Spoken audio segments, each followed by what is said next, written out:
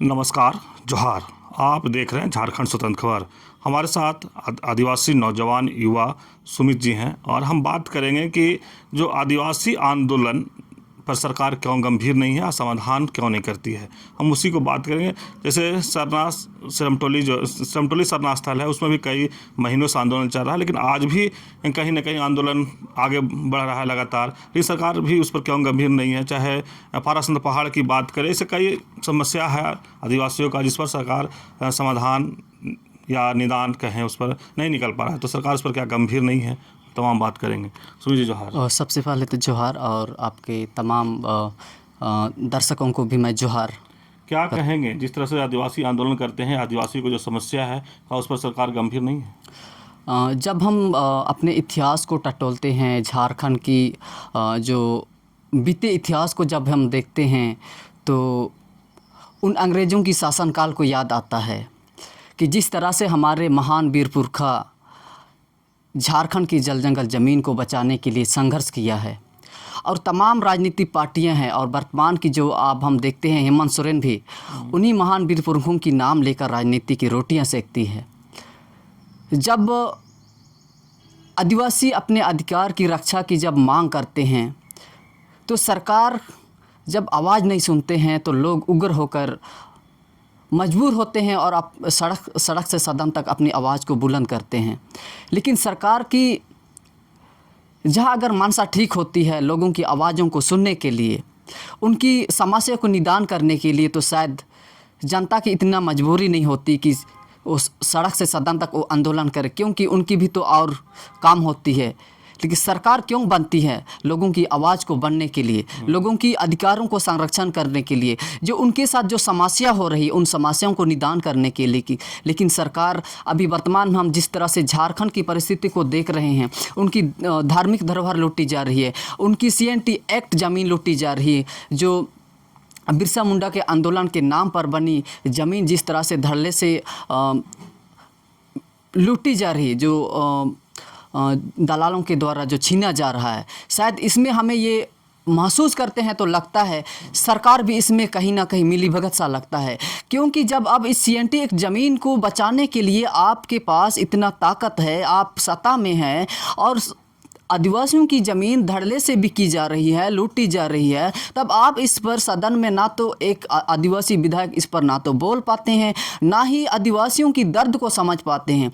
क्योंकि आज तक अगर सिरमटोली में जो मामला 2 महीने से चल रहा है, अगर आदिवासी की दर्दों को समझ पाते तो शायद ये समाधान हो सकता।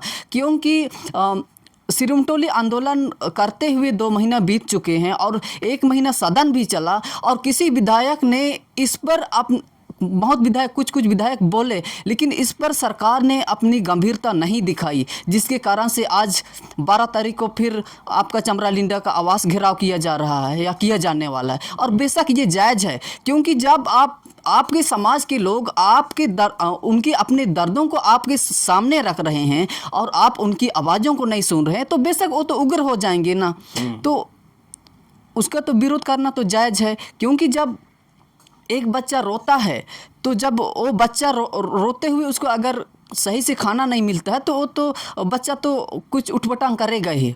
लेकिन विडंबना है कि इस आदिवासी राज्य में आदिवासी सरकार होने के बावजूद भी इस तरह का समस्या होना बेहद गंभीर स्थिति दिखाई देता है। सुमित जी, जिस तरह से आप बोले कि जो आदिवासियों की समस्या पर सरकार, हेमंत सरकार की बात किया, जो भी सरकार गंभीर नहीं है, या जो बोले कि सिरमटोली सरनास्थल की जो बात किए कि 2 महीना 3 महीना से जो आंदोलन चल रहा है उसके लेकर के ओवरफ्लाई जो रैंप वहाँ पर उतारा गया उसको लेकर के, तो क्या लगता है कि ये जो तमाम जो मुद्दे हैं, तो सरकार मैंने सुन रही है या सुन करके कुछ अनदेखा कर रही है?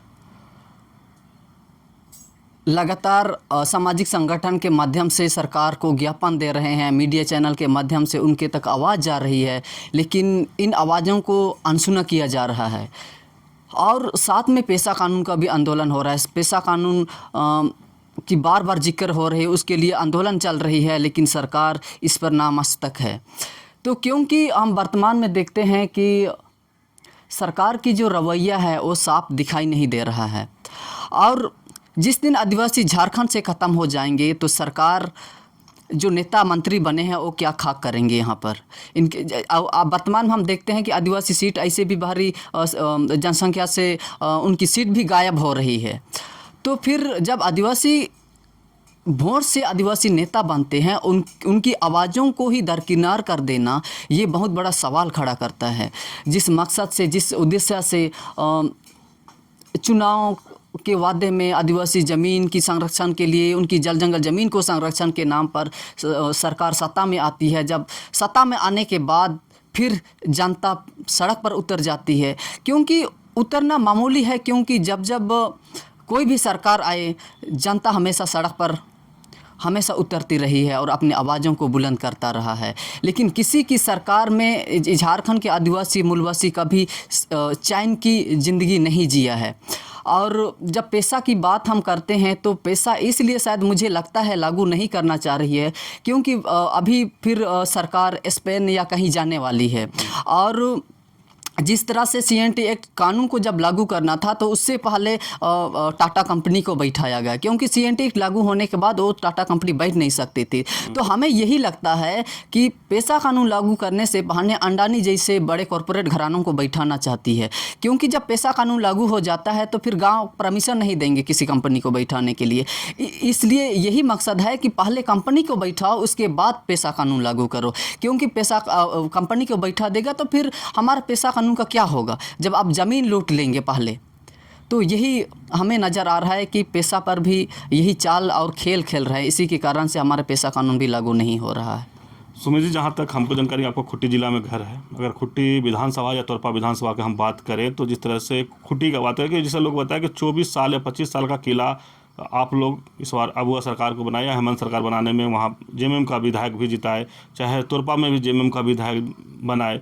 तो जिस तरह से आप लोग इस बार BJP को किनारा कर दिए, आदिवासी समाज खास करके पूरे किनारा कर दिया और हेमंत सरकार को लाए, लेकिन फिर भी आप लोग हेमंत सरकार से नाराज़ दिखते हैं।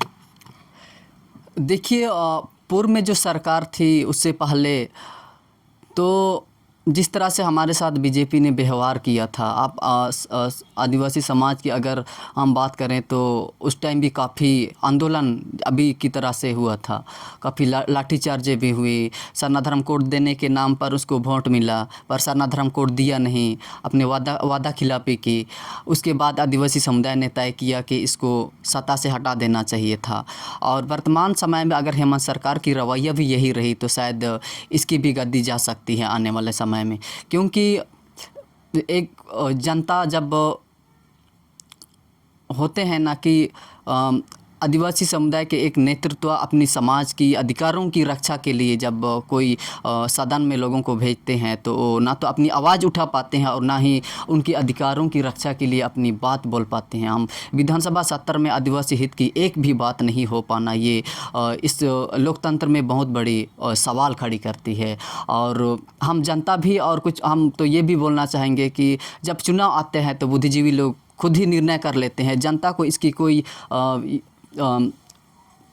आवाज़ तक नहीं जाता। और जब बुद्धिजीवी निर्णय कर लेते हैं तो उस बुद्धिजीवी के निर्णय पर ही लोग उधर ही ढल जाते हैं। और जब इस तरह का मामला फिर सामने आदिवासी के अत्याचार के खिलाफ होता है तो फिर उसी जनता को फिर सड़क पे लाओ और फिर साल भर, उस 5 साल भर फिर और उसको पिसाओ। पर ये देखने को मिलता है कि हम एक इंसान के निर्णय के कारण पूरे समुदाय को इसकी दुर्दशा देखने को मिलता है और 5 साल झेलना पड़ता है। आप खुट्टी में देखिए, एक भी यूनिवर्सिटी सही ढंग से नहीं बन पाया। पूरे अलग अलग ज़िला में यूनिवर्सिटी बना है कि खुट्टी ही एक ऐसा ज़िला है जहां उस बिरसा कॉलेज को देखिए आप, बिरसा कॉलेज के बाउंड्री के किनारे किनारे इतने मार्केट लगे हुए हैं, आपको पता भी नहीं चलेगा कि यहाँ पर कोई कॉलेज होगा, कोई यूनिवर्सिटी होगा। लेकिन आज देखिए वहाँ पर सही से लोग टीचर भी नहीं हैं। खुट्टी जिला एक अभी देखिएगा जहां बिरसा मुंडा के नाम पर लोग अपनी राजनीति रोटी तो सेकते हैं, लेकिन वहां पर एक यूनिवर्सिटी बनाने के लिए कोई मांग तक नहीं करता है। ये बहुत बड़ा विडंबना। और हम जैसे लोगों को अपने जिला से होकर इस रांची जैसे शहरों में रहकर पढ़ाई करना पड़ता है, जो बेहद ही गंभीर सवाल है। कितने लोग हो सकते हैं कि आज पढ़ाई तो करना चाहते हैं लेकिन उनकी जो आर्थिक स्थिति है उसके कारण लोग रांची तक नहीं पहुंच पाते हैं और जो उनको जो चाहिए था शिक्षा के क्षेत्र में वो नहीं मिल पाता है। तो ये बहुत बड़ा सवाल है। ना तो बीजेपी की सबसे ज़्यादा शासन किया है झारखंड में, लेकिन कभी शिक्षा के स्तर को बढ़ाने के लिए खुट्टी को कभी वैसा मजबूती नहीं किया। और हमें ये लगता है कि खुट्टी जैसे क्षेत्र को इसलिए शिक्षा के हब से दूर करना चाहता है क्योंकि खुट्टी जैसे वैसे जगह है जहाँ से आंदोलनकारी नेता तैयार होते हैं, और यही लोगों को या राजनीति नेताओं को भी खटकता है और अन्य लोगों को भी खटकता है। इसलिए शायद हमें लगता है कि खुट्टी जैसे जिला को वहाँ से शिक्षा के क्षेत्र से दूर करना चाहते हैं। क्योंकि आप खुट्टी का इस शिक्षा का अगर उच्च शिक्षा को लेकर अगर देखते हैं तो रांची में बड़े बड़े यूनिवर्सिटी बन चुके हैं, लेकिन खुट्टी जैसे जिला में एक भी यूनिवर्सिटी नहीं बनना, ये सरकार से भी बहुत बड़ी सवाल है। खुट्टी में बड़ा यूनिवर्सिटी नहीं बनना, किसको दोषी मानते हैं? ये तो सरकार में के पक्ष में होती है और विधायक प्रतिनिधि होते हैं, वो मांग आज तक नहीं रखा होगा। क्योंकि अगर शायद इस पर शिक्षक को अगर शिक्षा के स्तर को अगर बढ़ाना ही था तो शायद हमारे अर्जुन मुंडा भी पूर्व में थे, हमारे कालीचरण भी थे, अभी कालीचरण वर्तमान में है, फिर आपका खुट्टी से नीलकंठ सिंह मुंडा है, फिर कोचे मुंडा भी थे, लेकिन शायद ये इस पर कभी किसी ने फोकस नहीं दिया। और यही कारण है कि आज शिक्षा का स्तर को भी इतना निचले पैदान में खड़ा कर दिया कि वहाँ के मुंडाओं ने ना तो सही से शिक्षा ले पा रहे हैं और ना ही अपने आप को उस शिक्षा के क्षेत्र में ढाल पा रहे हैं। चलिए, अभी आप सुन रहे थे सुमित जी की बात। तो हम बता दें कि जिस तरह से हम लोग एक ही आदिवासी समाज का जो आंदोलन होता है उस पर सरकार क्यों समाधान नहीं निकालती है उस पर हम लोग बात कर रहे थे। लेकिन ये बोले कि केंद्रीय सरना जो है वहाँ पर 2-3 महीना से आंदोलन चल रहा है, लेकिन सरकार उस पर गंभीर नहीं है। लेकिन जिस तरह से बात होते होते खुट्टी जिला तक बात पहुँचा और बोले कि वहाँ पर जो यूनिवर्सिटी नहीं है, वहाँ के बच्चे जो पढ़ने के लिए बाहर आते हैं, तो कहीं ना कहीं ये सरकार और जो वहाँ के जो प्रतिनिधि जो चुन के आते हैं उनको मांग नहीं करते होंगे, इसलिए वहाँ पर आज तक यूनिवर्सिटी नहीं बन पाया। वहाँ के जो लड़का है, युवाओं हैं, सही से शिक्षा नहीं ले पा रहे हैं।